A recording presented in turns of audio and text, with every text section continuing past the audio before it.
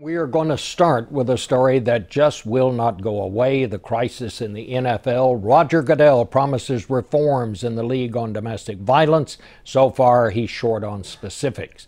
The Baltimore Ravens say they'll hold a news conference Monday to formally respond to an ESPN report that they knew the details of what Ray Rice did, but successfully lobbied the NFL for leniency. And a shocking report that has gone all but unnoticed.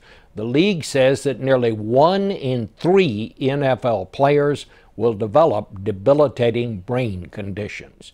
The anchor of the NFL Today and CBS News special correspondent James Brown has been on this story all week.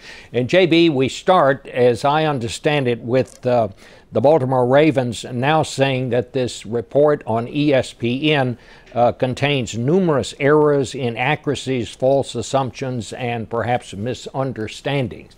I know you have been talking to people in the Ravens organization. You've been talking to them all week. What can you tell us about this?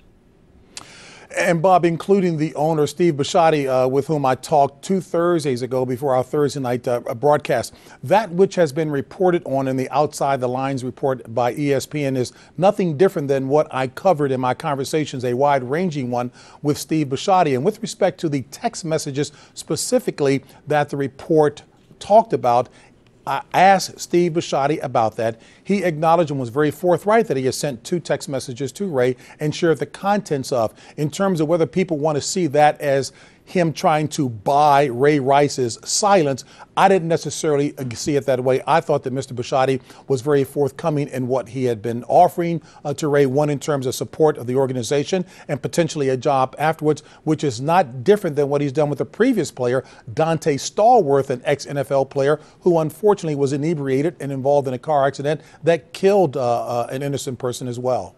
Well, are we going to get anything more specific? I mean, you know, Ray McDonald of the 49ers charged with felony assault on his pregnant wife.